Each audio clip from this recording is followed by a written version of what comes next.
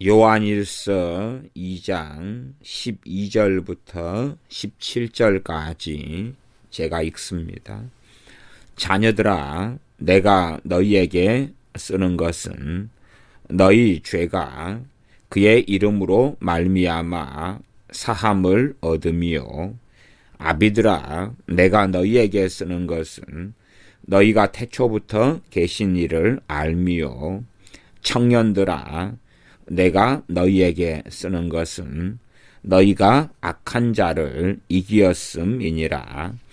아이들아, 내가 너희에게 쓴 것은 너희가 아버지를 알았으며, 아비들아, 내가 너희에게 쓴 것은 너희가 태초부터 계신 이를 알았으며, 청년들아, 내가 너희에게 쓴 것은 너희가 강하고 하나님의 말씀이 너희 속에 거하시고 너희가 흉악한 자를 이기었음이라. 이 세상이나 세상에 있는 것들을 사랑치 말라. 누구든지 세상을 사랑하면 아버지의 사랑이 그 속에 있지 아니하니, 이는 세상에 있는 모든 것이 육신의 정욕과 안목의 정욕과 이 생의 자랑이니 다 아버지께로 쫓아온 것이 아니요 세상으로 쫓아온 것이라. 이 세상도 그 정욕도 지나가되 오직 하나님의 뜻을 행하는 이는 영원히 거하느니라. 아멘. 오늘 말씀의 주제는 영적 어린아이들로 교회가 가득 차 버리고 말았다는 말씀이 됩니다. 영적 어린아이들로서 교회가 가득 차 버리고 말았다. 또 더 심각하게 말씀하자면 주의 종들이 영적 어린아이들이거나 종교인들인 경우가 너무나 많다 하는 것입니다. 목회자들이 영적 어린아이인데, 그래서 목회자들이 강단에 섰는데 한 5살짜리라고 생각해 보시면 5살짜리 아이가 양복을 입고 넥타이를 매고 그리고 이제 앉아서 함께 예배하는 교인들은 갓난아이에서부터 1살, 2살, 3살, 4살, 5살, 6살, 7살, 8살 그렇게 가득 차가지고 있다면 과연 그 교회는 정상적인 교회이겠는가? 정상적인 교회이겠는가 하는 것입니다. 유감스럽게도 한국 교회의 상황이 이와 같습니다. 또한 전 세계 교회들의 상황이 이와 같습니다. 우리가 초대교회가 이 로마 카톨릭으로 변질되고 타락하는 것을 생각해 볼 때에 왜 그런 일이 가능했겠는가? 왜 하나님의 말씀이 왜곡되고 무너지고 사라지면서 마리아 숭배 교리가 들어오고 성인 성상 유물 숭배가 들어오고 그리고 미사라는 어떤 괴물, 성찬을 미사라는 괴물로 변질시켜서 화채설이라는 또한 이 빵과 포도주를 경배하고 섬기는 그러한 이 괴물이 어떻게 교회 안에 들어오는 게 가능했겠는가? 당연히 첫째로는 교회가 세소가 되었기 때문이고, 두 번째는 영적 지도자, 교회의 지도자들이나 또한 중직자들이나 교인들이 종교인이거나 또한 어린아이이기 때문에 분별력을 상실했기 때문에 그러했을 수밖에 없습니다. 어찌 극소수의 하나님의 사람을 제외하고는 이 중세 시대, 중세 교회라고 하지만 이것은 타락한 교회일 뿐이었습니다. 어떻게 이런 중세 암흑기가 1000년이 가는 게 가능했겠는가? 지금도 명동 성당 지하에 가면 소위 말하면 성물이라 해서 죽은 이들의 이 뼈들과 해골을 전시해 놓았습니다. 단지 그것은 박물관처럼의 전시가 아니라 그 뼈와 해골, 유골을 향해서 기도하면 그 거룩한 성인들의 공덕이 자신에게 영향을 미친다는 이러한 이교적인 신학과 교리에 기인한 그러한 유물들, 유골들로서의 그러한 뼈들과 해골입니다. 한 해골이 3개 정도, 또 유골함이 3개 정도 같이 있는 것을 볼 수가 있습니다. 그리고 고해성사하러 들어가는 사람들과 그 뼈들 앞에서 기도하는 사람들을 볼 수가 있습니다. 명동성당은 관광지화 되었기 때문에 쉽게 그 명동성당 지하에 고해성사실이다 하는 곳에 가서 그러한 장면들을 목도할 수가 있습니다. 과연 교회가 영적으로 장성한 사람들이 주의 종의 자리에 있고, 그리고 영적으로 성장한 사람들이 중직자의 자리에 있다면 교회는 건강할 것입니다. 그러나 그렇게 되지 않아 왔습니다. 최소한 첫째 한국교회나 전 세계 교회적으로 영적인 어린아이들로 가득 찬 교회다 하는 것을 입증하고 증명하려면 첫 번째의 증언 구절로서 저는 이 고린도전서 3장 1절부터 3절을 증거 구절로 대겠습니다. 고린도전서 3장 1절부터 3절을 먼저 읽어보겠습니다. 이 말씀은 고린도 교회가 전반적으로 이 비참한 영적 실상 속에 빠지게 된 이유를 알 수 있는 대목인데, 고린도 교회는 여러 가지 음란, 음행, 우상 숭배, 분쟁, 불화, 다툼, 시기로 가득했던 교회였습니다. 왜 그러한 것이 가능했겠는가? 그러면 어린아이들로 가득 찬 교회였기 때문에 그렇습니다. 실제적인 어린아이가 아니라 신앙에 있어서의 어린아이, 그래서 영적 어린아이다, 그런 표현을 제가 사용합니다. 실제로 아이들이 많은 교회라면 비전이 있습니다. 실제로 어린아이들, 유아들, 청소년이 많은 교회라면 교회의 장래와 비전이 있습니다만은, 그러나 이 자라지 못하는, 말하자면은 만년 갓난아이 신자들, 만년이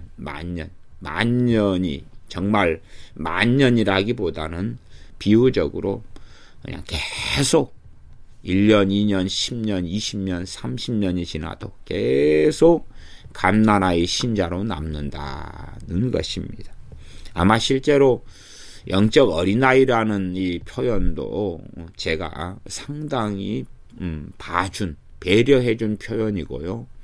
사실은 만년 갓난아이다 하는 말이 좀 더 맞을 것입니다.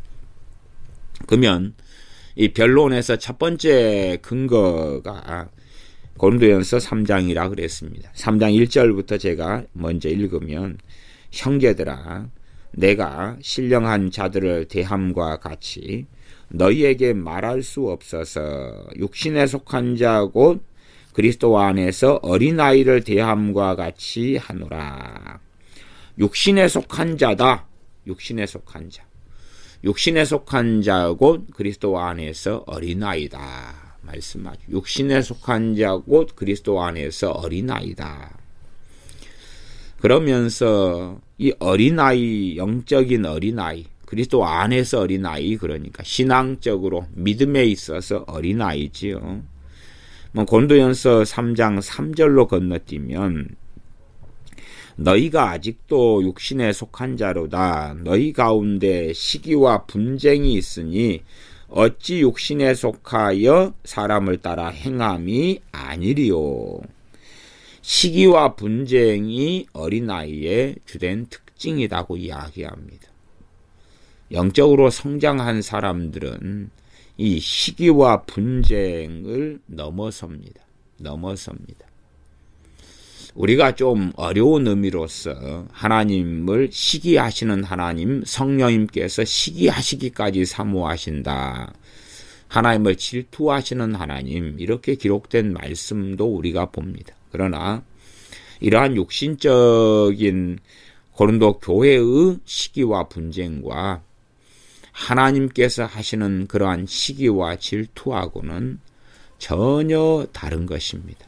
전혀 다른 것입니다. 참으로 고린도 교회는 시기와 분쟁 속에 살아왔습니다. 그래서 바울파, 아볼로파, 게바파, 또 예수님파 등등 해서 파당이 나누어지고 시기와 질투와 분열 속에서 살아갔습니다. 이것이 가장 큰 어린아이의 특징이 되어집니다. 한국 교회는 실제로 이 파당과 분당 속에, 다툼 속에, 분열 속에 있는 교회가 그래도 한 반절 이쪽 저쪽이 되어집니다. 상당히 많지요. 상당히 많아요. 물론 이제 육적인 목사님이 어떤 육적인 강압과 억압과 소위 카리스마를 통해서 이 교회를 장악해서 반대파를 숙청해버리고 그렇게 해서 겉으로는 파당과 분당이 없게끔 보이는, 분열과 시기와 다툼이 없게끔 보이는 교회들도 있습니다. 또한 목회자의 어떤 신격과 신성과 교주화가 되어져서 이 반대파가 없어진 그러한 상황들도 존재합니다. 그러한 상황이라면 오히려 훨씬 더 심각한 상황이다. 그렇게도 볼 수가 있을 것입니다. 왜냐하면 잘못된 사람들이 교회 안에 일어서면 어떤 필연적인 파당이 존재할 수밖에 없기 때문에 그렇습니다. 잘못되고 육신적인 사람들이 세력화를 하면 정말 깨어있는 사람들이 단지 침묵할 그런 것이 옳은 것이 아니라 교회 안에서 바르게 분별하고 판단하고, 그리고 이 교회가, 그리스도의 몸인 교회가 바른 길, 의의 길로 걸어가야 하기 때문에 이 육신에 속한 자들에게 교회의 지도권, 지도력, 리더십을 주어서는 안 되기 때문에 결국에는 필연적으로 파당이 생겨날 수밖에 없는 부분이 존재합니다. 그러나 교회는 육신적인 교회인데 파당이 존재하지 않는다 한다면 그것은 더 극한 문제가 되어지고 말 것입니다. 그러나 일단은 교회 안에 파당이 존재하는데 정당하고 바른 이유와 목적 때문이 아니라 육신에 속한 자로서 시기와 분쟁 때문으로 인한 파당이 주로 고린도 교회의 문제였습니다. 이 파당, 교회의 분열, 분쟁, 시기, 질투로 인한 문제는 주로 어느 때 정도 되면은 정체를 드러내냐 그러면 한 목사님이 은퇴하고 은퇴 목사가 되었을 때에 새로 부임한 담임 목사님과의 사이에서 불화가 있을 때에 파당과 분쟁이 시기와 질투와 파가 나누어지게 되고요. 또 교회 안에서 딴 때는 조용하지만 직분자들을 세울 때에 권사, 장로, 안수집사 이런 임직, 취임 등의 직분자들을 세울 때에 그 문제가 벌어집니다. 또 원로 목사가 아니라 그냥 어떤 싸움과 분쟁과 분열과 여러 문제 때문에 이 담임 목회자가 이제 사퇴하고 교회를 떠난 이후에 새로운 담임 목사를 청빙하게 되었을 때에 그때 교회 안에 있는 문제가 드러날 때가 되어집니다. 어떤 사람을 청빙할 것인가, 정말 건강한 교회가 하는 사랑 가운데, 지혜 가운데, 분별 가운데, 성령 충만 가운데 하는 청빙이 아니라 오히려 싸움과 다툼과 불화의 불덩이를 혹은 기름을 부어버리는 그러한 담임 목사의 청빙의 일들도 아주 많습니다. 나아가서 담임 목회자, 담임 교역자가 육적으로 정욕적으로 행할 때에 당연하게 극심한 문제가 일어나고야 말 것입니다. 그래서 담임 목회자도 육신적이고 육신적인 담임 목회자가 교회를 육신적으로 지배하고 그리고 이끌어 가려고 한다면은 필연적으로 교회 안에 있는 육신적인 사람들과 이 다툼과 분열과 시기와 다툼이 일어날 수밖에 없을 것입니다. 지금도 한국 교회의 상당한 숫자가 다툼과 싸움과 분열의 와중 속에 있습니다. 저희 교회 주변에 있는 교회들 가운데서도 아주 드러날 정도로 다툼과 싸움과 분열 속에 있는 교회들이 많이 있습니다. 그래서 아직도 제 동기나 신학대학원 동기들이나 혹은 대학의 어떤 동창들 같은 경우가 신학을 해서 목사가 되어서 이 주변 교회에 좀 규모가 있는 교회의 부목사들로 사역하고 있습니다. 그 친구들의 이야기를, 교회 안의 이야기를 듣게 됩니다. 물론 부교역자, 부목사의 입장이기 때문에 또 전달하는 것이 얼마든지 다를 수 있으나 그러나 파당과 분쟁, 싸움 속에서 어찌할 바를 모르게 되어집니다. 또 후배 분들 가운데 부목사로 계시는 분들이 좀 있습니다. 저희 지역의 교회가 700, 800개가 되고 제가 이곳이 고향이고 또한 이 신학교 관련해서가 지역사회와 연결되어 있기 때문에 이 지역의 후배들이나 동기들 또 동기들이나 선배들은 주로 담임 목사들이 많고요. 어쨌든 그런 경우들이 많아서 교회의 분열과 다툼에 대한 이야기를 많이 듣습니다. 물론 저도 그런 교회들을 많이 경험하고 겪어왔더랬습니다. 그러면 겉으로는 건강하고 겉으로는 좋은 교회처럼 보이나 실제로 한국 교회 안에는 이 분열과 다툼이 아주 많습니다. 그래서 고린도전서 3장 3절로서는 너희가 아직도 육신에 속한 자로다. 너희 가운데 시기와 분쟁이 있으니 어찌 육신에 속하여 사람을 따라 행함이 아니리요. 3장 1절은 육신에 속한 자 이야기를 합니다. 육신에 속한 자의 기본적인 모습과 모양이 읽었던 요한 1서 본문에서 좀 더 자세히 나와 있습니다. 요한 1서 본문에서는 세 가지로서 이 말씀되어지지요. 육신에 속한 자는 세상에 속한 사람, 세속화된 속에서 사는 사람이라 이렇게도 말씀드릴 수 있는데 오늘 읽었던 주된 본문 요한 1서 2장 15절 16절로 돌아가면 그런 말씀입니다. 이 세상이나 세상에 있는 것들을 사랑치 말라. 세상을 사랑하고 있는 그리스도인입니다. 세상을 사랑하고 있는 그리스도인은 그 가운데는 두 부류로 나누어질 것입니다. 배교자, 교회 안에 있으나 있는 것처럼 보이고 주여 주여 하지만은 주님께서 나는 너희를 알지 못한다 하는 배교자 혹은 배도자들이 있고요. 또 한 부류는 어린아이들입니다. 어린아이일수록 나아가 갓난아이일수록 쉽게 죽습니다. 보호할 보호자가 없다면 쉽게 죽는 것입니다. 왜 종교인들이 한국 교회 안에 많은가? 심지어 나아가 전 세계 교회 안에 종교인들이 많은가? 그러면 영적인 갓난아이로 태어나서 죽어버렸기 때문에 그렇습니다. 죽은 자들이 되어졌는데 돌볼 사람이 교회 안에 없었기 때문에 그렇습니다.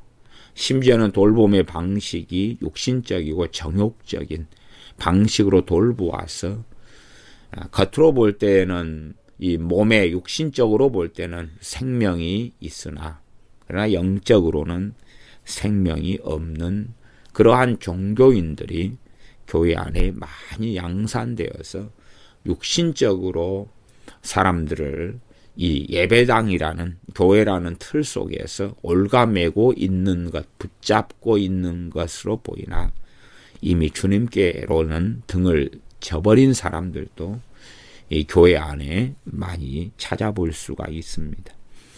그래서 이 세상이나 세상에 있는 것들을 사랑치 말라. 누구든지 세상을 사랑하면 아버지의 사랑이 그 속에 있지 아니하니. 아버지의 사랑이 무엇입니까? 그 안에 임하신 거룩하신 성령님이시고, 아버지의 사랑이 무엇입니까? 그 아들을 믿는 믿음을 통하여 주신 영생입니다. 그러지 않습니까? 단지 아버지의 사랑을 무엇이라고 생각하냐 그 말입니다. 아버지 하나님께서 사랑하시기 때문에 그 아들의 이름을 그에게 주셨고, 아버지 하나님께 사랑하시기 때문에 아들의 생명을 통하여 믿는 자들에게 영생을 주셨고, 아버지 하나님께서 사랑하시기 때문에 그를 선택하셨고, 아버지 하나님께서 사랑하시기 때문에 이 구원 얻는 믿음을 단번에 주셨고, 아버지 하나님께서 사랑하시기 때문에 그 아들의 영 또한 아버지의 영을 보내셨습니다. 그러면 당연하게 아버지의 사랑이 그 속에 있지 않다는 것은 그들이 그 전에는 아버지의 사랑을 받은 자, 입은 자였으나 배도자, 배교자로 판명났다는 이야기입니다. 그래서 그들과 하나님과는 무관하다 그 말이죠. 아버지의 사랑이 없다는 이야기는 하나님과는 이제 무관한 자가 되었다. 관련이 없는 자가 되었다는 뜻입니다. 이 세상을 사랑하는 것과 관련되어서 성경 크게 세 가지로 이야기합니다. 그것이 요한 1서 2장 16절인데, 이는 세상에 있는 모든 것이 육신의 정욕과 안목의 정욕과 이 생의 자랑이니 다 아버지께로 쫓아온 것이 아니요 세상으로 쫓아온 것이라. 저는 자주 심지어는 목회자들까지도 어떤 이야기를 듣고 제가 황당하고 정말 당혹스러워해 왔냐 그러면, 하나님은 절대 주권자시니까 이 세상에 있는 모든 것이 하나님께로부터 왔다, 그런 주장을 합니다. 일견 맞게 보이나 그러나 틀린 주장입니다. 왜? 죄는 하나님께로부터 온 것이 없습니다. 또 나아가서 육신의 정욕, 안목의 정욕, 이 생의 자랑인데 아버지께로부터 쫓아온 것이 아니라고 이야기합니다. 타락하기 전에 아담과 하와가 가지고 있던 어떤 육신의 정욕이 있을 텐데, 이 타락한 이후에 우리가 가지는 육신의 정욕과는 아주 틀립니다. 아주 틀린 것입니다.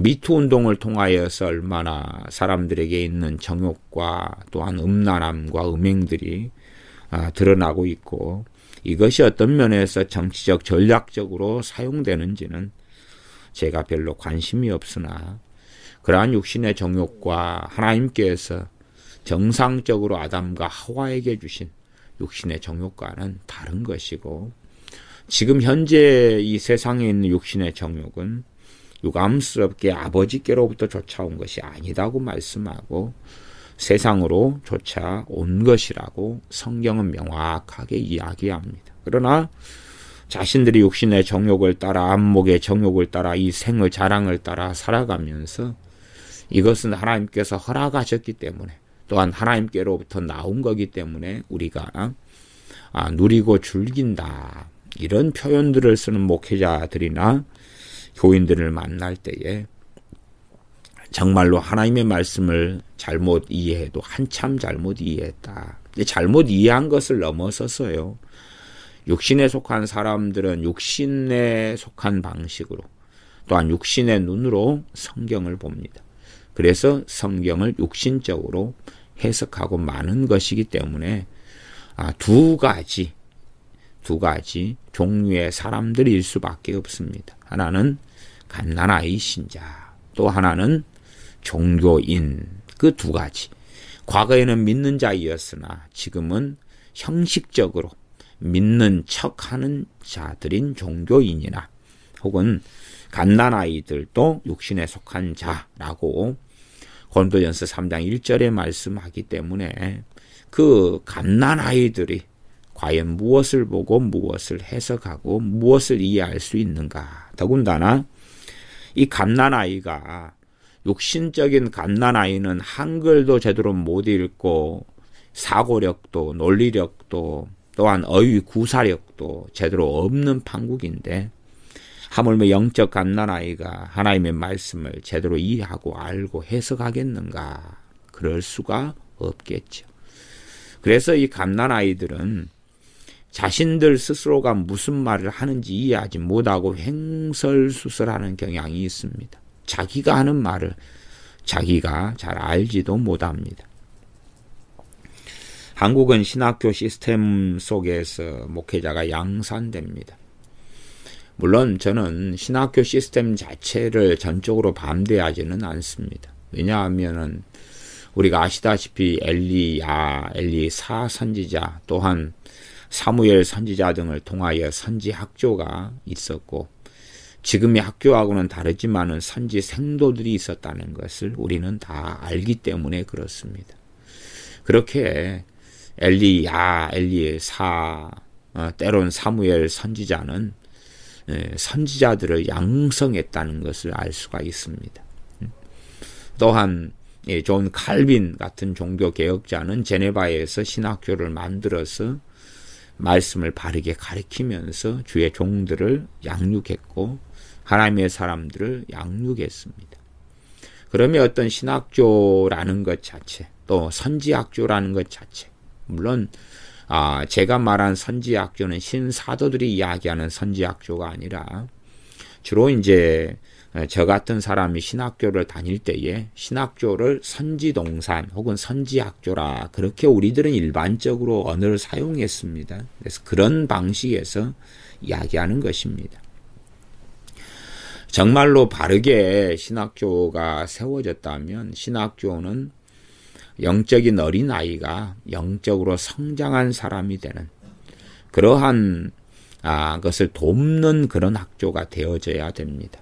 나아가서 영적 교사들이라면 신학교 박사들, 신학교 교수들이 첫째는 종교인이 되면 절대 안 되는 것이지. 두 번째는 갓난아이여서는 절대 안 된다는 사실입니다. 갓난아이는 자기가 하는 말을 자기도 잘 알지 못합니다. 술 취한 사람이 하는 것처럼 횡설수설합니다. 했던 말을 또 하고 또 하고 또 합니다. 제가 신학대학원을 다닐 때에 선교학 과목들을 여러 과목을 수강했습니다. 선교학 개론, 선교 신학, 선교 역사 뭐 등등 여러 과목을 수강했는데 선교학 박사님인 교수님께서 학기들이 바뀌고 과목이 바뀌어도 계속하여 미시오 데이 그리고 선교란 무엇인가 그리고 몇 년이 지나버렸습니다. 다시 말하면 뭐 제대로 가르치기보단 했던 말 또 하고 했던 말 또 하고 횡설수설 했던 말 또 하고 했던 말 또 하고 그렇게 하고 이 신학의 다양한 선교에 대한 다양한 과목들이 아무 내용도 없이 끝나고 말았습니다. 어떤 술 취한 술주정뱅이를 보는 것 같은 이 당황스러움이죠. 또 저야 이 합동 즉 신학대학원을 나오고 또한 편입해서 다시 이 총회신학교 신학대학원을 3학년을 편입해서 또 나오고 그렇게 했습니다만은 이 합동 즉 신학교인데 그런데 지금은 다 은퇴하시고 뭐 시간이 많이 지났지요. 근데 이 조직신학을 배울 때도 구원론이든 성령론이든 교수님은 같은 분이 가르치는데 강의 시간 내내 하는 말은 방언은 마귀의 것이다. 방언은 마귀의 것이다. 왜냐하면 그분이 영국에서 신학을 하시면서 신학 박사학위를 방언은 마귀의 것이다 하는 걸로 신학 박사학위를 받으셨거든요. 그러면서 강의 시간에 하시는 말씀은 내 장모도 방언을 하고 내 아내도 방언을 하는데 방언은 마귀의 것이요. 그러면 결국은 자기 아내나 장모의 신앙 자체가 이상하지 않습니까? 다행히 감사하게 제가 다녔던 신학도 신학대학원이 당시에는 개혁교단이었다가 합동과 다시 합쳐서 합동 신학교가 되었습니다만은 새벽에 한 200명씩 새벽 기도를 했는데 그 가운데 한 100여 명 이상은 다 방언했습니다. 그러니까 교수님도 함께 나와서 새벽에 같이 기도하고 그분은 또 열심히 기도하는 분이셨습니다. 그분은 강의 시간만 되면 방언은 마귀의 것이야. 그리고 신학생들은 100명 이상이 새벽 기도 때에는 100명 이상이지만 보통 신학교 수업에 참여하는 학생들 가운데는 그래도 한 반절 이상이 다 방언을 했기 때문에 오히려 교수님을 비웃게 되었습니다. 근데 수업 시간마다 똑같은 이야기, 다른 내용이 없어요. 구원론이면 구원에 대한 어떤 깊은 것을 말씀을 통해 가르쳐야 되고 성령론이면 성령님에 대한 바른 것을 가르쳐야 되는데 그런데 성령님의 사역 가운데 은사들로 인한 은사사역은 중단되었다. 그러면서 엉뚱한 것들만 이야기하더라 그 말입니다. 핵심은 방언은 마귀의 것이야. 그것이 알파와 오메가였습니다. 그러면 어찌하겠습니까? 그런 것처럼 했던 말 또 하고 했던 말 또 하고 하는 이 뭔가를 알지 못하는 영적 아이들이 신학교 교수님들이 되어가지고 단지 박사학위를 흔들면서 이 신학생들, 젊은 친구들을 이상한 방향으로 오도하고 있다는 또한 그렇게 해왔다는 사실입니다. 그러면 신학교를 마치면서 영적으로 성장해가지고 넉넉히 하나님의 자녀들, 어린아이, 영적 갓난아이들을 또한 가르치고 주님의 사람으로 만들 수 있는 그 역량이, 그 영적 성숙이 되어져야 되는데 그렇지 않다는 이야기입니다. 일반적으로 이 목사 안수를 받으려면 신학교를 나와야 되는데 두 가지 코스가 있습니다. 하나는 저처럼 일반 대학교를 나온 다음에 신학대학원 3년을 나오는 방식이 있고 또 하나는 신학교 4년을 다니고 이어서 신학대학원 3년을 다니는 그런 방식이 있습니다. 그렇게 주로가 7년입니다. 일반 대학 4년, 신학대학원 3년이든 신학교 4년, 신학대학원 3년이든 7년이죠.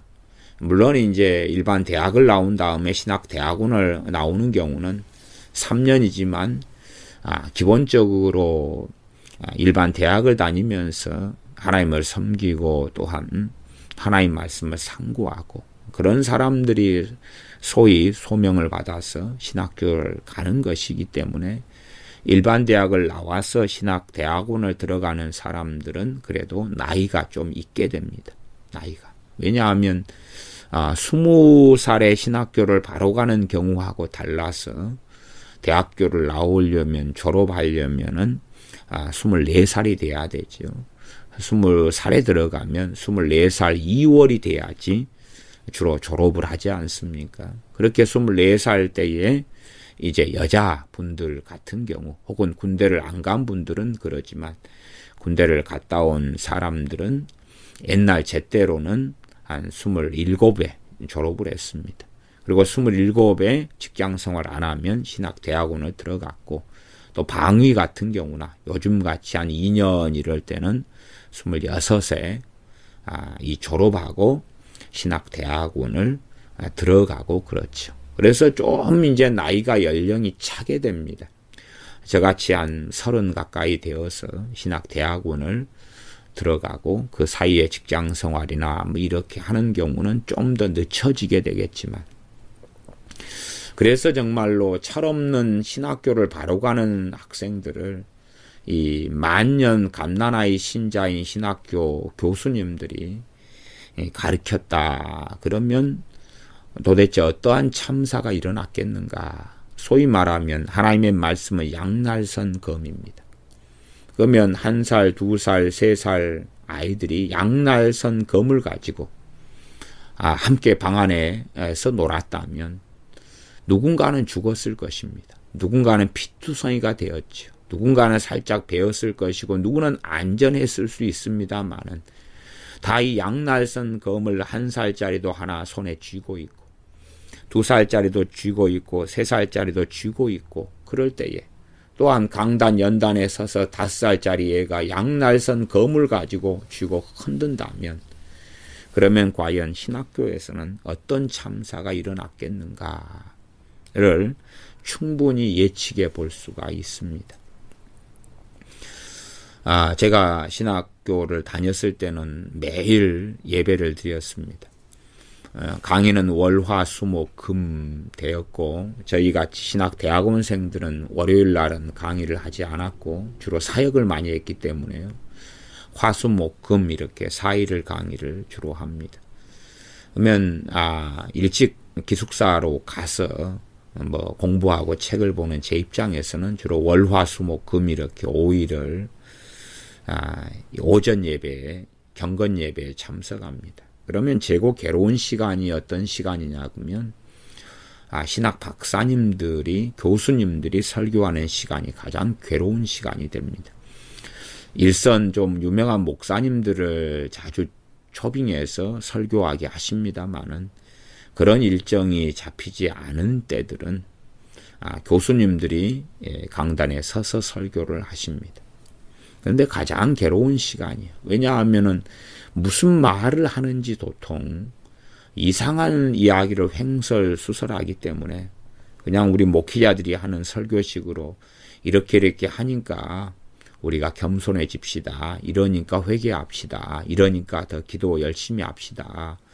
이러니까 우리가 서로 사랑합시다. 용서합시다. 그런다면 그나마 이해하기가 쉽고 들어줄만 하다 그 말이에요. 근데 그런 것도 아니고 예를 들어 그리스도의 옷 입음의 비유로서 그리스도 옷 입음이라는 것은 헬라어로 뭔데 이렇게 이 옷은 메타포로서 이러이러한 의미를 가지고 누구누구 신학자는 이렇게 말했고 누구누구 신학자는 저렇게 말했는데 그렇기 때문에 이 옷 입음이라는 것을 우리에게 적용하자면 이렇게 해가지고 이러이러한 옷을 입어야 된다고 볼 수 있지 않겠냐면서 어쩌고 하는데 도대체 무슨 말을 하는지 이해할 수가 없어서 어디 고문하는 건 아니지만 교수님들이 강단에 설 때마다 오늘은 또 무슨 고문을 당해야 하는가 하는 것입니다. 물론 그분들은 자기의 학문에 취해가지고 뭔가를 이야기하면서 뿌듯한 듯이 이건 논문으로 내야 되는데 여러분들에게 미리 내가 선을 보이노라고 이렇게 하시면서 자도취되셔가지고 이야기하시지만 그러나 은혜도 되지 않고 나아가 무슨 말인지도 모르겠더라 하는 이야기지요. 아마 제가 신학책을 가져와서 이 설교 시간에 읽어준다면 신학책이 저런 것인가 하고 놀랄 분들도 상당히 있을 거라고 생각합니다. 왜냐하면 도대체 저것이 무슨 말이야. 그러나 신학생들이나 신학교 교수님들은 그런 책들을 읽을 때에 뭔가 있는 것 같은데 뭔지 몰라. 그럴 때에 가장 심오하다고 봅니다. 그러나 정말 심오한 것은 단순한 것입니다.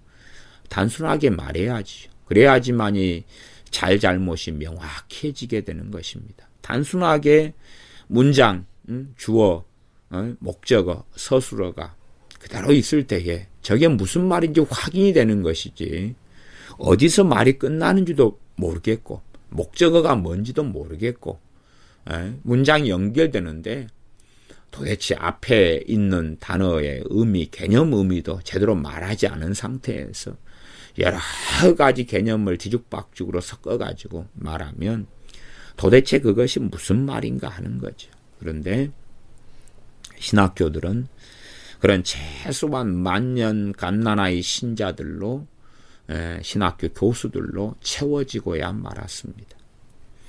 그렇기 때문에 과연 신학교를 3년이든 7년이든 신학대학원 3년을 나오든 신학교와 신학대학원 4년, 3년 나와서 7년을 나오든지 간에 과연 어느 정도 믿음이 성장한 사람이 나오는 구조가 되었느냐 그 말이죠.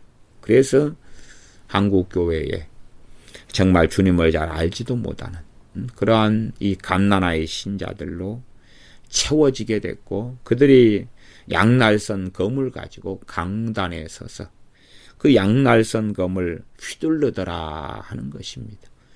하나님의 말씀은 양날선 검입니다. 함부로 휘두르면 얼마나 끔찍하고 무서운 참사가 각 사람들에게 일어나게 되겠습니까?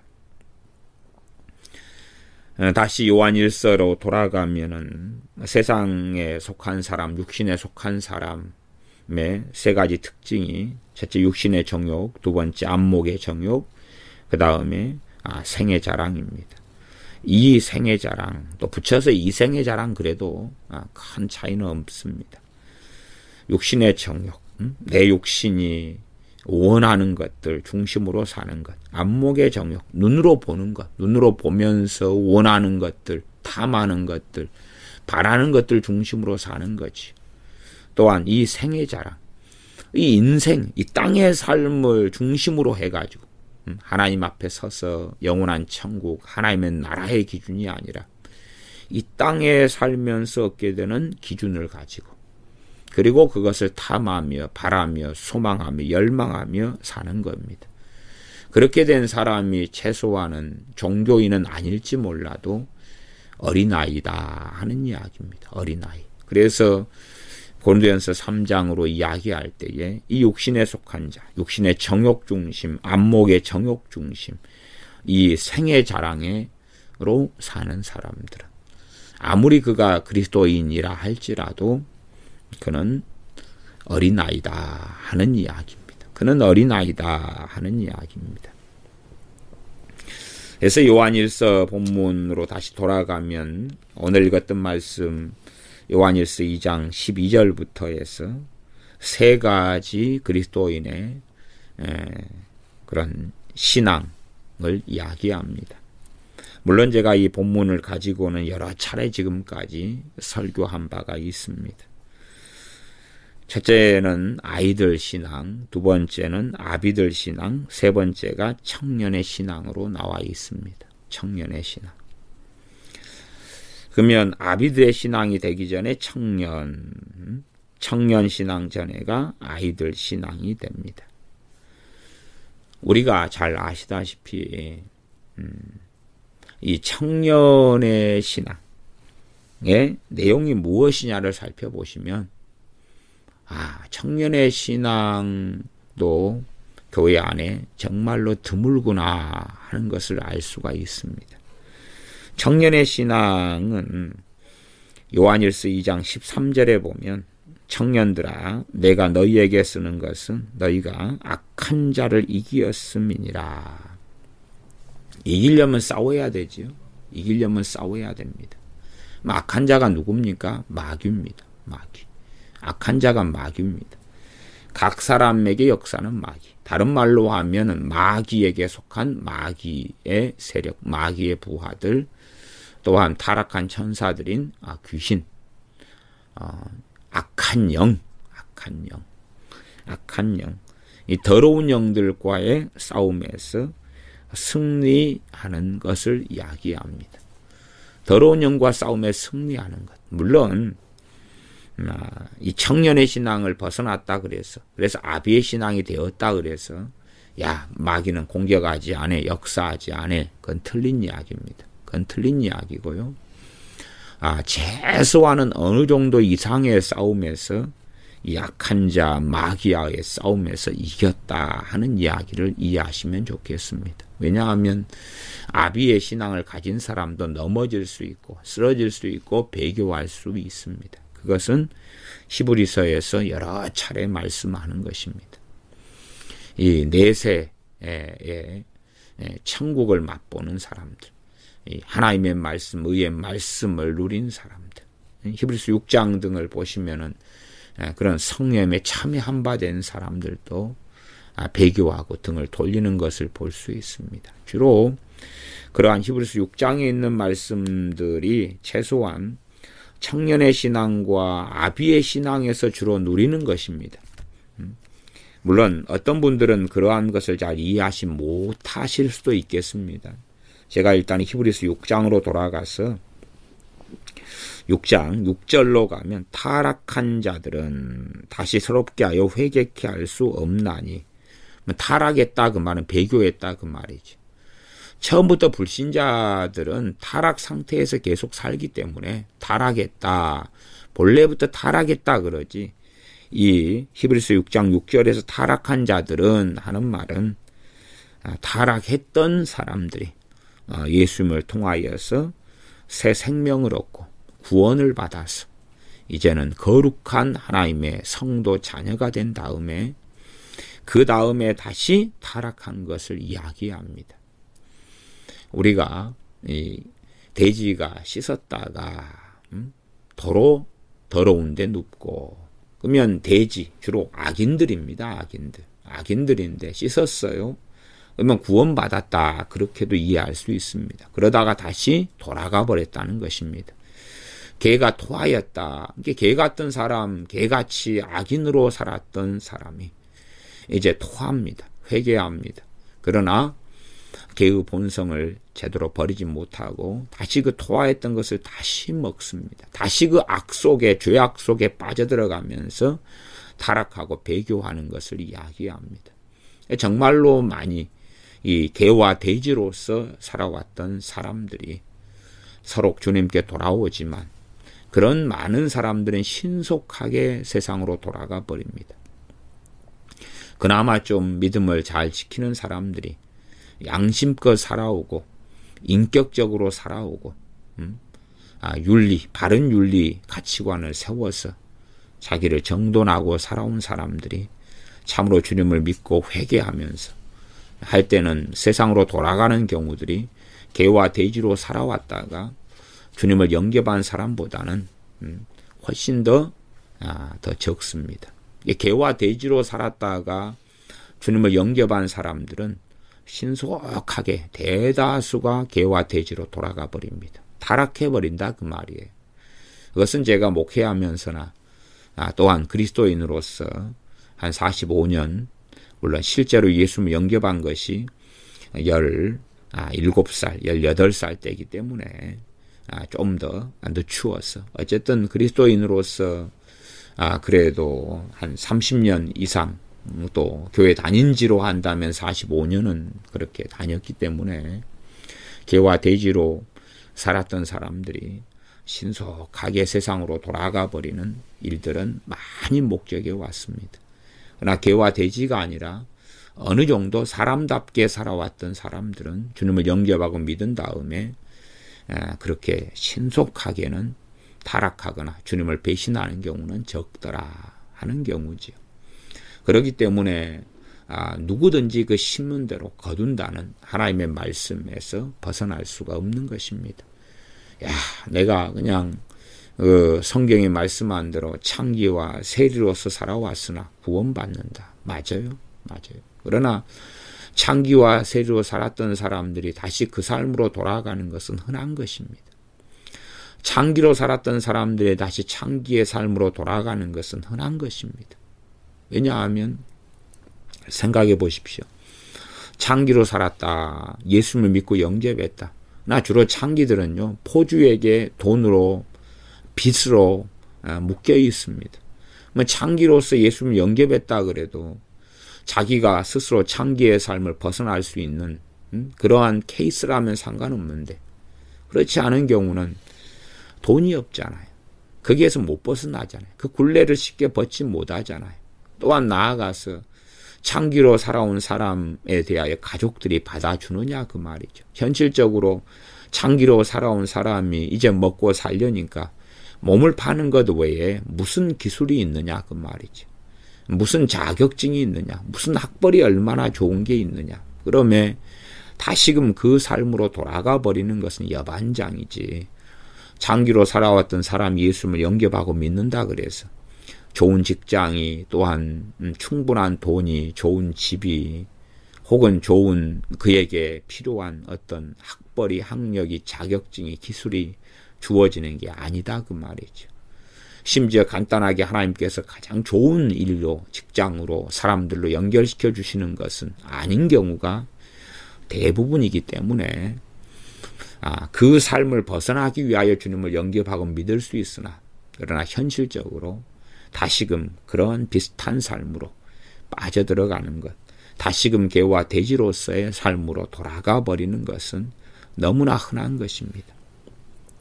사기꾼이 사기치는 걸 그만두고 예수를 믿고 사기치는 걸 일정하게 그만둡니다. 그러나 땀 흘려 일해서 하루 종일 버는 돈이 6만 원이다면, 그렇게 해서 1년을 기껏 벌었는데 남는 돈이, 모은 돈이 한 300만 원, 나머지는 생활비에 다 들어가고, 내가 사기를 치기 위해서 준비하고, 그리고 조금 계획을 세우고 실천을 옮기면 한 두세 달이면 1억을 벌고 2억을 번다 그 말이에요.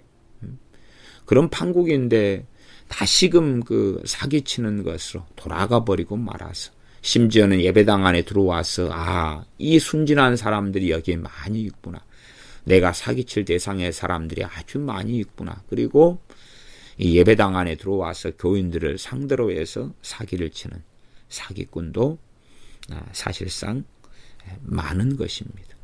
사기꾼들 가운데 예수를 믿는 사람들, 믿은 사람들이 교인들 대상으로 사기를 치는 이런 상황은 실제로 50%가 훨씬 넘습니다. 아마 제가 볼 때는 한 80, 90% 정도로 저는 봅니다. 그래서 다시 히브리서 6장 6절로 가면 타락한 자들은 이야기하죠. 그러면 그 앞에 타락하지 않았고 주님을 영접했고 믿었던 그러한 이야기들이 나와 있는데, 6장 4절이죠. 한번 비침을 얻었다. 한번 비침을 얻었다. 이 비침은 뭡니까? 예수 그리스도의 빛의 비침을 얻어서 하나님의 자녀로 거듭났다 그 말이죠. 아담의 범죄로 인하여서, 또한 하나님 앞에 죄악으로 인하여 이 타락한 삶을 살았던 자들이 예수님을 영접하여서 거듭나서 하나님의 자녀가 되었다는 것을 비침을 얻었다는 말로 이야기합니다. 그러면서 하늘의 은사를 맛보았다. 하늘의 은사, 넓은 의미로 은혜, 하나님의 은혜들을 맛보고 먹고 누리고 살았다는 이야기죠. 또한 성령님에게 참여한 바 되었다. 성령님에 참여한 바 되었다. 기본적으로 성령님께서 내주하시고 성령 역사하시고, 또한 성령님께서 은사와 능력 등으로 역사하시고까지도 내포할 수 있는 말씀이 됩니다. 6장 5절은 하나님의 선한 말씀을 맛보았다. 하나님의 선한 말씀, 하나님의 거룩한 말씀을 맛보았다. 단지 하나님의 말씀인 성경을 머리로, 지식으로가 아니라 실제적으로 하나님의 선한 말씀을 맛보고 체험하고 누렸다. 그 다음은 내세의 능력을 맛보았다. 내세는 오는 세상이죠. 올내자, 세상세자, 오는 세상. 다른 말로 하면 천국입니다. 천국의 능력을 맛보았다. 이 땅에 살면서 천국을 경험하는 것입니다. 천국을 경험하는 것. 천국에 있는 완전한 평화, 완전한 기쁨. 이 땅에서 그 어떤 걸로 얻을 수 없는, 누릴 수 없는 것. 우리가 천국에 가서야 누릴 수 있는 것을 이 땅에서 하나님께서는 얼마간 누리게 하십니다. 왜냐하면 이 땅의 삶과 천국의 삶이 너무나 다르기 때문에 이 땅의 그 영광과 화려함과 어떤 것에 도취되어서 세상에 속한 자로 살지 않도록 하시기 위하여, 이 땅이 부질없고 이 땅에 소망을 두지 않게 하시기 위하여 정말 하나님을 찾고 구하는 사람들에게, 또한 성령 충만한 사람들에게 내세의 능력, 천국의 능력을 누리게 하시는 일들이 당연하게 종종 있어 옵니다. 그렇게 하고 살았는데 타락했다 그 말이에요. 물론 극단적 예정론자들은 이것을 불신자 상태에서 누릴 수 있는 거다. 그리고 타락했다 그러지만 그들은 본래 거듭난 적이 없었다. 다시 말하면 극단적 이 성도의 견인을 주장하는 사람들, 극단적 예정을 주장하는 사람들, 다시 말하면 타락 자체, 배교 자체를 부인해버리는 사람들을 제가 이야기합니다. 제가 다녔던 신학교 박사님들, 교수님들은 타락 자체를 부인했습니다. 다시 말하면 타락이란 건 없다. 한번 예수님을 영접한 사람들에게 예수님을 부인하는 것이나 타락하는 것은 없다. 그래서 저 박사님들은 박사 학위는 받았는지 몰라도 성경은 안 읽는구나. 성경은 읽지를 않는구나. 어떻게 박사는 받았는데 성경 본문조차도 모를까? 성경 본문의 해석 이전에 성경 본문의 이 배교, 주님을 등지고 배신하고 배반하는 것이 신약 성경에는 아주 많이 나와 있고 구약 성경에도 아주 많이 나와 있어서 이스라엘 백성이 언약 백성이고 하나님의 백성임에도 하나님의 심판이 떨어진 것은 그 이스라엘 백성이 배도자였기 때문 아닙니까? 다시 말하면 이스라엘이 하나님의 아내로서 다른 남자를 따라서 가버린 이 배도, 이 배역, 반역 속에 계속하여 들어갔기 때문에 하나님의 심판을 받았습니다. 그러므로 구약의 이스라엘을 통해 볼 때에 배도, 배역은 명백해집니다. 신약 성경에는 훨씬 더 광범위하게 많이 나와 있습니다. 그러면 성경을 어떻게 보아가는데 배도 자체를 이해하지 못하는가? 그래서 저도 늦은 나이에 신학대학원에 들어갔습니다마는 30이 다 되어 들어갔습니다마는 이 타락이 없다, 배도가 없다는 신학 박사님들의 가르침을 받으면서 정말로 이것이 개혁교단, 나아가 합동교단의 실체란 말인가? 이 보수교단의 이것이 실체란 말인가? 하는 정말 암담함을 또 당혹스러움을 느꼈습니다.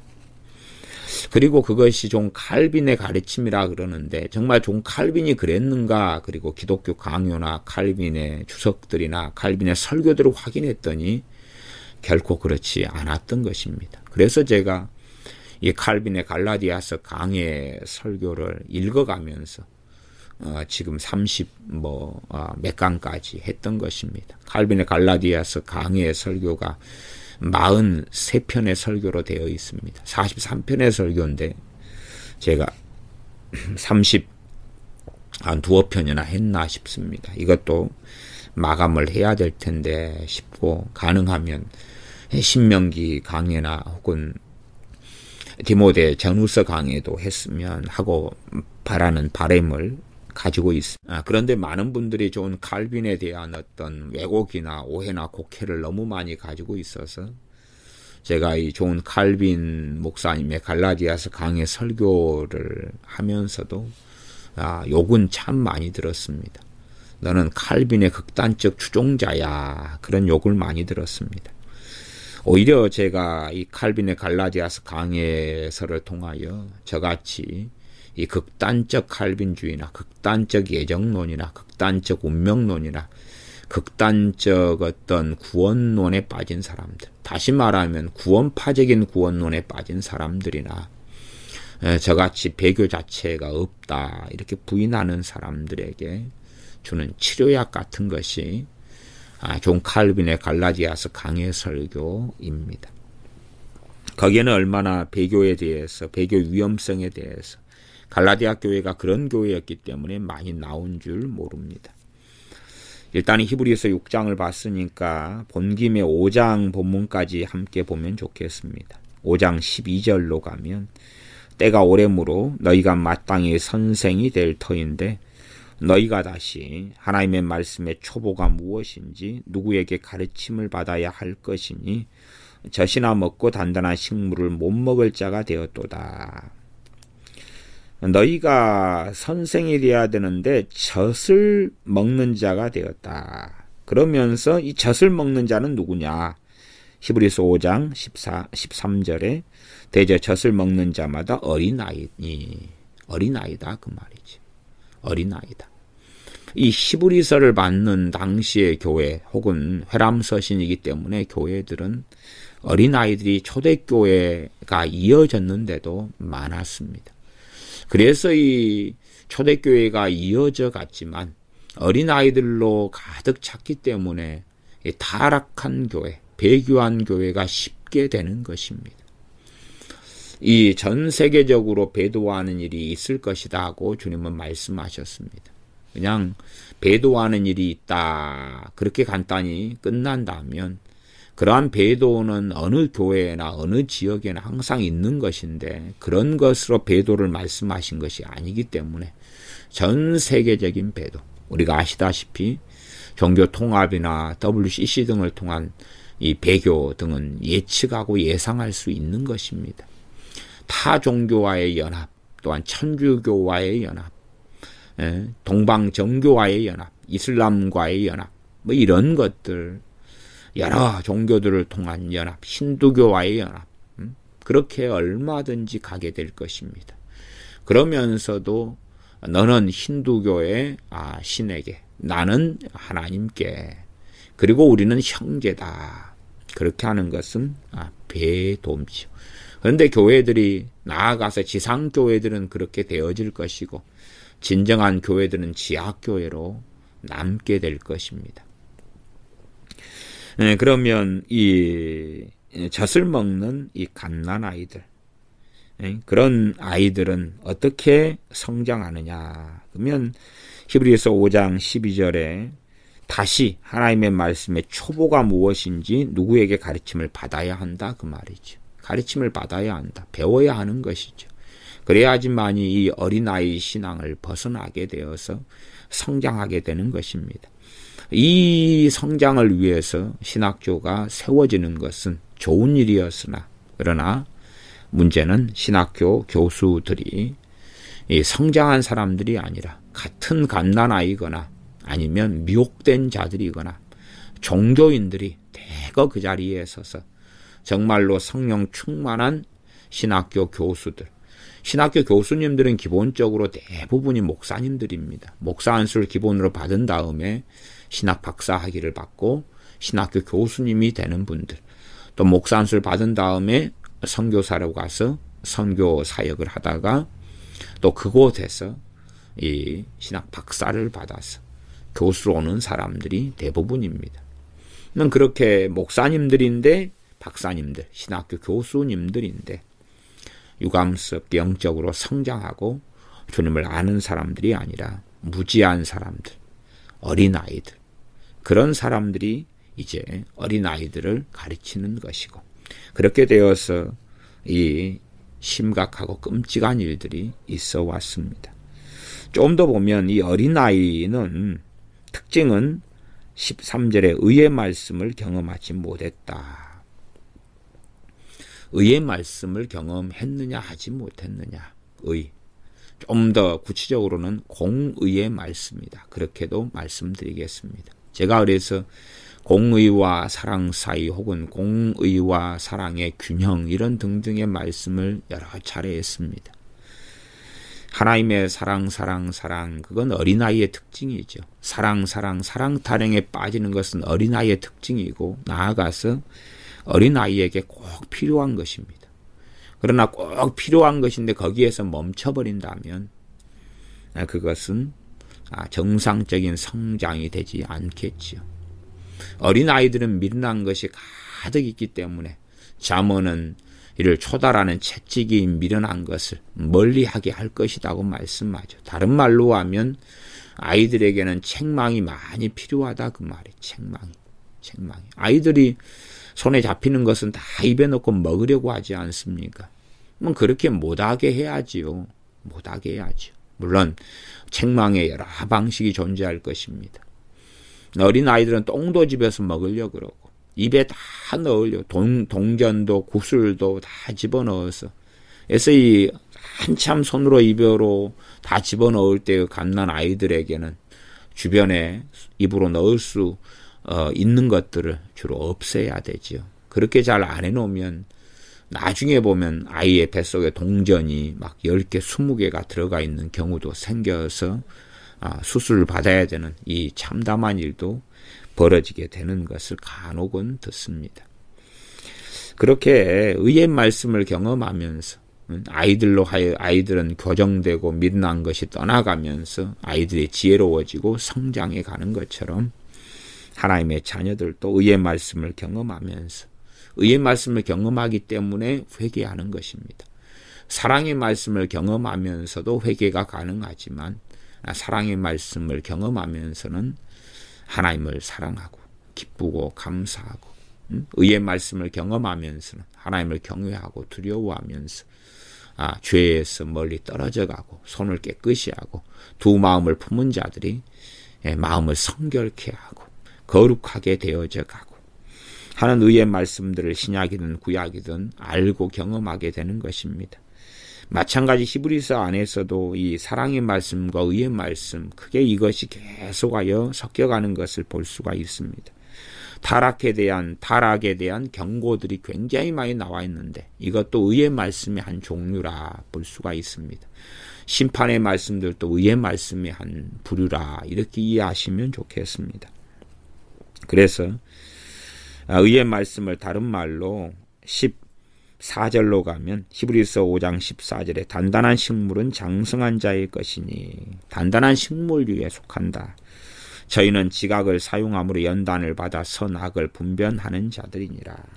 여기는 어린아이와 장성한 자 두 부류로 히브리서 5장은 말씀했지요.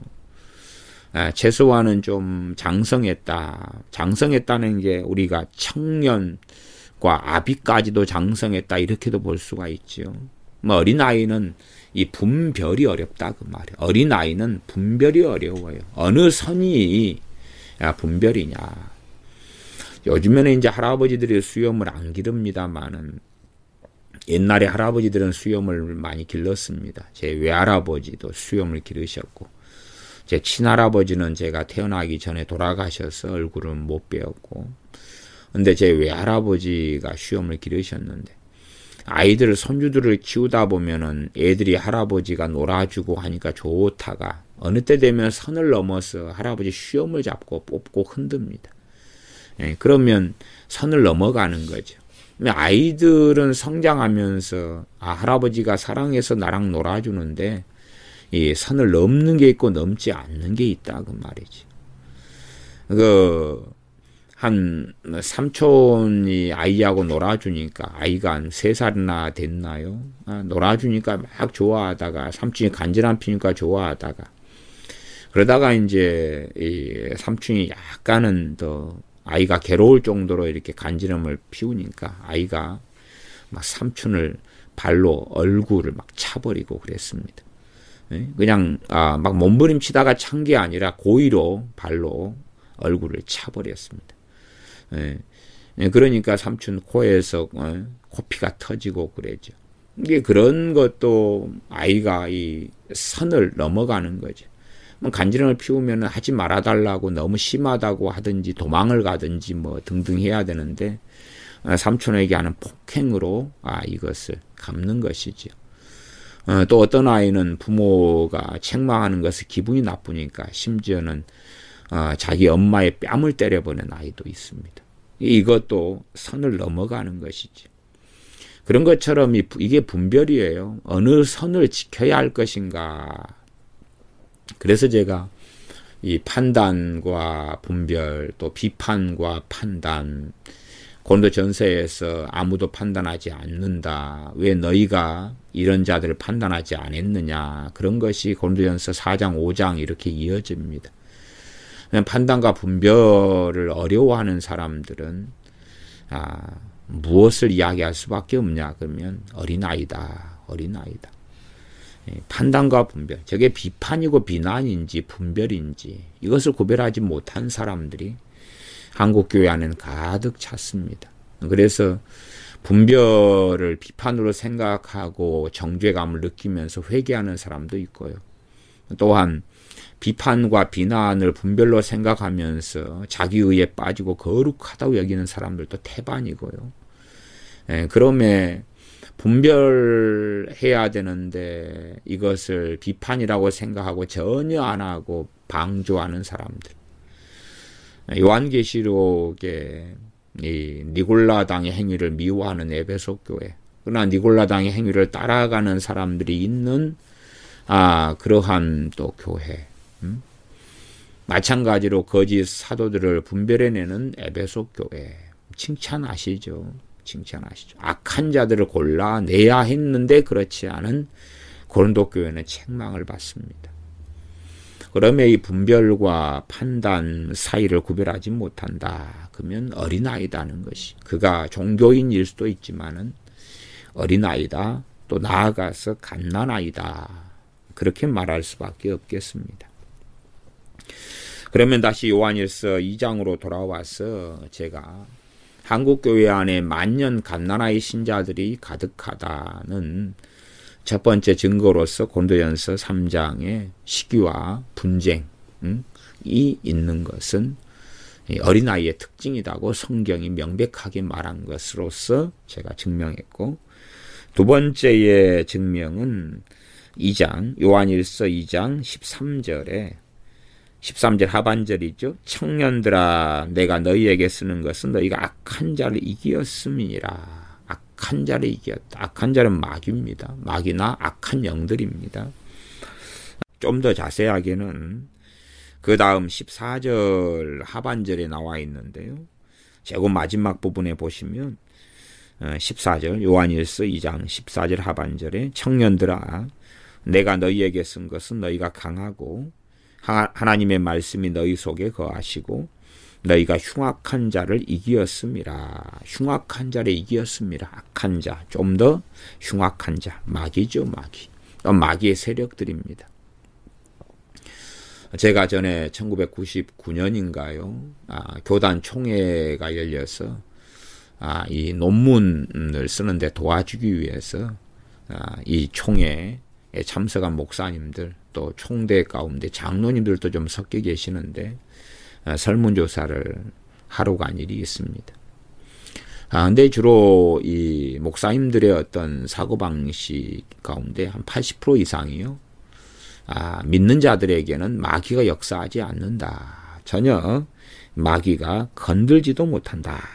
그런 이 극단적인 이야기를 하는 경우를 보게 됩니다. 마귀가 건들지도 못하고 만지지도 못한다. 그 말씀이 요한 1서에가 있습니다. 요한일서 5장이지요. 5장 몇 절입니까? 5장 18절에가 있네요. 요한일서 같은 성경에 있는 거예요. 같은 성경 5장 18절에 하나님께로서 난 자마다 범죄치 아니하는 줄을 우리가 아노라. 하나님께로서 나신 자가 저를 지키심에 악한 자가 저를 만지지도 못하느니라. 악한 자가 저를 만지지도 못하느니라. 서신서는 항상 통입니다. 통. 한꺼번에 봐야 돼요. 한꺼번에. 그러면 먼저 사람이 요한일서 2장을 읽은 다음에 5장으로 2장 읽고 3장, 4장 그 다음에 5장으로 가잖아요. 그러면 이 사이의 문맥이 어떤 문맥 속에서 악한 자가 저를 만지지도 못한다는 말씀이 나왔는가를 차라리 고민해야 돼요. 그러한 구절의 해석이 어려울 수 있습니다. 충분히. 그러나 전제로서 해석이 어렵다 해도 앞에 말씀을 전제로 해가지고 잘못된 해석을 막아야 되는 거예요. 여러 해석이 나올 수가 있는데 최소한 앞에 있는 말씀들을 안다면 전혀 나와야 되지 않을 해석이 있다 그 말이에요. 그게 문맥적인 거예요. 문맥적인 것. 그러지 그냥 이 서신서에서 한쪽만 잘라내고 다른 말씀은 다 버려버리는 그 난도질을 하면 안 된다 그 말입니다. 그래서 이 청년의 신앙은 흉악한 자를 이기었음이니라 악한 자를 이기었음이니라 그렇게 말하죠. 그래서 5장 18절에 악한 자가 저를 만지도 못한다 그럴 때 악한 자는 다 마귀로 이해합니다. 마귀나 그렇죠? 귀신들로 이해하지요. 그러니까 당연하게 앞에 있는 요한 1서에 있는 이 악한 자나 흉악한 자도 마귀나 당연하죠. 전제가. 제가 참 당황스러운 것은 5장에는 악한 자는 마귀나 귀신들로 이해하면서 2장에는 악한 자는 또 악한 사람이라 그렇게 해버리니까 그 정도로 말씀에 대한 왜곡이 심한 사람들이 아주 많고 그런 사람들 가운데 주의 종들이 많다는 것이 참 통탄할 일이 되어집니다. 그러면 청년의 신앙의 기본은 뭐냐 그러면 악한 자를 이겨야 한다. 싸워야 이기죠. 싸워야지. 그런데 과거에 설문조사를 했을 때 80% 이상의 목사님들이 우리 믿는 사람에게는 마귀가 역사 안 해요. 그리고 교인들한테 가르치는 것이에요. 지금은 이제 몇 퍼센트인지 모르겠습니다. 몇 퍼센트인지 모르겠어요. 그러나 저는 그래도 지금도 목사님들 가운데 한 절반 50% 이상의 목사님들은 믿는 사람에게는 마귀 역사 안 해요. 믿는 사람들은 마귀가 만지지도 못해요. 그런 황홀한 비성경적인 이야기를 한다고 저는 생각합니다. 과거에는 80%였어요. 설문조사를 해볼 때 80%였습니다. 그런데 지금에는 좀 줄었는지 몰라도 그러나 마귀가 역사하지 않아요. 건들지도 않아요. 절반은 넘을 거라고 저는 봐요. 그러면 마귀하고 싸워야지 이기든지 지든지 할 텐데 결국은 싸우지 않는다는 것은 다른 말로 지고 있다는 이야기입니다. 최소한은 그는 청년의 신앙이 아니라 어린아이, 아이의 신앙이라는 이야기를 스스로 증거한 것입니다. 강단에서 어린아이가 말씀 해석하고 가르치는데 어린아이 해석과 가르치면서 배운다면 결국은 어린아이만 남거나 또한 어린아이도 정신병을 가진 어린아이, 이상하게 되어져 버린 어린아이들로 가득 찰 수밖에 없는 겁니다.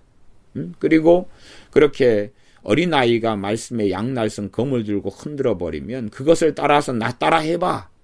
나 따라 해봐. 내 식으로 해봐. 왜? 설교는 성경 해석이기 때문에 성경 해석과 말씀을 삶에 적용하는 것이죠. 그 해석하는 방법을 배우는 것이죠. 큐티하는 교회라면 목회자가 앞에 서서 이런 식으로 큐티해. 그런 식으로 하면 되겠군요. 그리고 나 따라 해봐. 같이 따라하면서 서로 간에 이 칼을 들고 양날선 검인 하나님의 말씀을 들고 서로를 난도질해 버리는 것입니다. 자기를 난도질해 버리고 자기의 가족과 또한 세론들을 구역원들을 난도질해 버리는 것입니다. 서로 칼을 들고 칼부림을 하는 것입니다. 그리고 그 비참한 참극의 열매를 한국교회는 지금 거두고 있는 것입니다. 그러한 비참한 참극으로 한국은 지금 나아가고 있고 그리고 이 비참한 참극 속에서 많은 사람들이 통곡하고 울며 절망에 부르짖음을 하게 될 것입니다. 그러나 과연 구원할 자가 있는가? 왜냐하면 스스로 초래한 비극과 참극이기 때문에 그렇습니다. 그래서 이 청년의 신앙은 청년의 신앙으로서 요한일서 2장 14절에 가면 너희가 강하고 그럽니다. 무엇이 강합니까? 속사람이 강한 거죠. 속사람이. 강한 어린아이는 약하다 그럽니다. 체력이 약하고 몸이 약하고 무거운 걸 못 들고 인내심이 없고 청년의 신앙이 되면 강하지요. 인내심이 있고 고난을 통과하고 싸우고 여러 가지 풍파도 겪고 지나고 한국의 청년 남자 청년이라면 군대도 갔다 오고 또 멀리 유학을 떠나서 자취도 하고 과거에는 그 집이 다 섬에나 촌에 계셨기 때문에 자녀들이 고등학교만 다니려고 그래도 유학 간다고 그랬습니다. 도시로 가서 자취방을 얻어서 생활을 많이 했습니다. 시골에 농사 짓는 분이 자녀를 고등학교로 또한 대학교로 지나갈 때 그랬지요. 그래서 그럴 때에 주로 생활비는 좀 적고 자기가 벌어가면서나 스스로 밥해 먹으면서나 그러면서 강하게 되는 것입니다. 그런 것처럼 강한 것이 강한 것이 의존적인 신앙을 벗어나는 것이죠. 독립적인 신앙으로 서는 것입니다. 그러면서 교회의 지체됨 속에 들어가죠. 이게 최소한 청년입니다. 그렇기 때문에 저는 그렇게 생각합니다. 최소한은 아비의 신앙까지는 바라지도 않는다. 청년의 신앙 정도가 되는 사람이 강단에 서서 또한 지도자가 되어서 가르쳐야 한다. 그것이죠. 마귀 역사도 분별하지 못하고 마귀 역사도 모르고 마귀하고 싸우는 것도 가르치지 않고, 또한 마귀가 어떻게 믿는 사람들 가운데 또한 이 땅에서 역사하는지 구체적으로 가르치지도 않고, 어떤 환상에 근거해서 단지 마귀를 물리치면 다 떠나고 될 것이라는 어떤 이상론, 아니면 마귀는 역사하지도 않는다는 어떤 이상한 허황된 주장들, 그렇게 하면서 정말로 이 강한 성장한 그런 신자가 될 수가 없습니다. 과거에는 아이들일수록 쉽게 병들어서 죽었고, 그래서 태아 혹은 유아 사망률이 아주 높았었지요. 요즘에는 주사도 때마다 잘 맞히고 해서 유아 사망률이 좀 적습니다만, 커져갈수록 사망률이 줄어들지요. 왜? 강하게 되니까. 그리스도인들도 커져갈수록 사망률이 적어지게 됩니다. 배교가 적어지게 되죠. 영적으로 성장하게 될수록 배교가 전반적으로 줄어들게 됩니다. 그러나 유아 사망률이 과거에서부터 오랫동안 높았던 것처럼 이 영적 어린아이들이 많을수록 사망률, 배교가 많아지고 배교가 증가하게 됩니다. 나아가서는 강단에 서서 어린아이가 양날선 검을 휘두를 때 그 검에 맞아서라도 죽을 것입니다. 그 검에 맞아서라도 사망하고 죽게 되고 말지요. 강단에 서서 오히려 이 세상에 있는 모든 것을 중심으로 가리킨다면, 육신의 정욕을 중심으로 기도하고 안목의 정욕을 중심으로 믿음을 사용하고 이 생의 자랑을 중심으로 하나님을 괴롭게 하고, 그렇게 하는 것이 강단에서 가르쳐진다면 얼마나 끔찍합니까? 세상에 속한 사람이 강단에 서서 세상에 속한 말을 하게 되고, 성경을 이용하여 세상에서 복지와 성공과 안일과 안락과 행복과 즐거움을 얻기 위하여 얻도록 하나님 말씀을 이용하고 하나님을 이용하는 기도를 가르친다면 얼마나 끔찍하고 참담한 일이 벌어지겠습니까? 그러한 것이 지금까지 교회 안에서 계속하여 벌어져 왔습니다.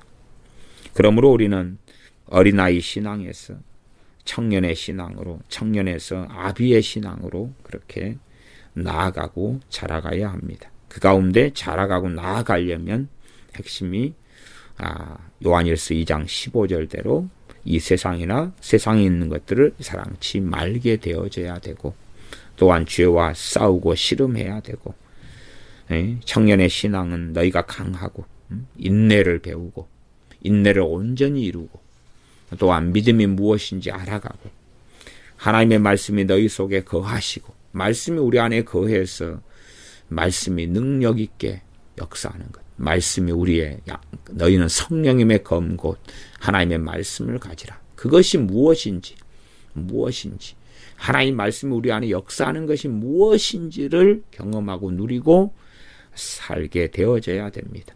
하나님 말씀이 머릿속에 있고 지식에 있어가지고 머리에서 끄집어내서 이렇게 쓰고 저렇게 이해하고가 아니라, 하나님의 말씀이 우리 속에 거하여서 이 하나님의 말씀이 역사하고 능력 있게 움직이고, 하나님 말씀이 하나님의 성령의 검이 되어서 때론 죄와 싸워 이기는데 승리의 원천이 되고, 유혹과 싸워 이기는 승리의 원천이 되고, 또한 주님을 따르는 길을 걸어가는데 그때의 이 대로를 수축할 수 있는 시온의 대로, 또한 하나님께 나아가는 우리의 길을 평탄케 하는 능력의 원천이 하나님의 말씀이 되어지도록, 또한 이 하나님의 말씀은 성령님과 불과 분리이기 때문에 진리형인 성령님께서 이 말씀을 통하여 능력 있게 역사하시는 것을 누리고 살아가면서 흉악한 자 마귀를 분별하고 마귀 역사하는 것을 알고 마귀와 싸워서, 첫째는 자기의 삶에서 마귀를 쫓아내고 물리치고 이기고 싸워서, 그래서 이제는 마귀하고 싸움이 손쉬워지고, 때마다 미혹과 유혹을 통해서 역사할 때도 싸워 이기고 분별하고, 자기만이 아니라 다른 사람들에게도 마귀하고 어떻게 싸우는 것을 가르칠 수 있는 사람. 그렇게 해서 이러한 청년의 신앙 정도는 되어야, 그렇게 해서 지도자가 되고 강단에 서거나, 혹은 그렇게 되어서 자신의 자녀들을 말씀으로 양육해야지만이 이 전 세계가 배도와 환란을 통해서 이젠 지상교회들이 타락하고 로마 가톨릭처럼 중세교회처럼 그렇게 변해갈 때가 올 때에 결국은 진정한 교회는 지하교회가, 숨은 교회가, 핍박받는 교회가 될 수밖에 없을 때에 자신의 믿음만이 아니라 자신의 자녀들의 믿음까지도 하나님 말씀을 바르게 증거하고 가르쳐서 지켜줄 수 있는 것입니다. 기도하겠습니다. 아버지 하나님, 정말로 한탄스럽고 통탄스럽게도 한국교회 안에 나아가서 전 세계의 교회에 안에 만년 갓난아이 신자들, 어린아이 신자들로 가득 차게 되어져 버렸고, 그러므로 양날선 검으로 서로 휘둘러서 참사가 많이 일어나 죽어버린 시체, 다른 말로 종교인들이 예배당 안을 가득 채우고 어린아이들로 채우고, 강단에서는 양날선 검을 어린아이가 들고 넥타이를 맨 채에 휘둘러서 많이 죽여버리고 중상을 입혀버리는 참사들이 지금까지 일어나 왔습니다. 신학교들에도 종교인들이나 영적인 어린아이들이 신학교 지도자와 교수가 되어져서 영적 어린아이들을 더 비참한 정신질환자로 만들어버리는 악행들을 자행해 왔습니다. 이러한 일들의 실상은 우리의 죄악을 인함이며 우리의 허물을 인함이며, 또한 우리가 그만큼 어리석고 악하기 때문에 이러한 일들이 자행되어져 왔고, 이러한 책임이 우리에게 또한 있사온즉 우리가 회개하고 하나님 앞에 긍휼과 자비를 구합니다.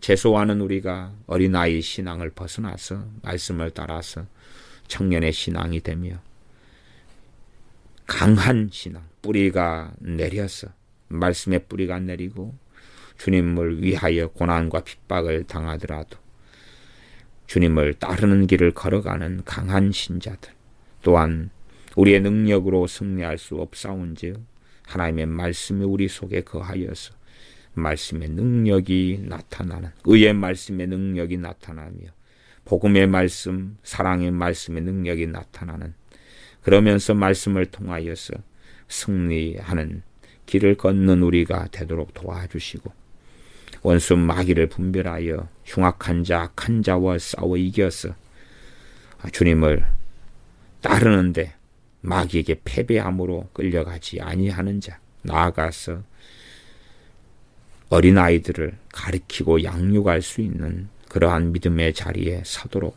우리가 주님을 닮아 성장하게 하여 주시옵소서. 우리 주 예수님의 이름으로 기도하옵나이다. 아멘.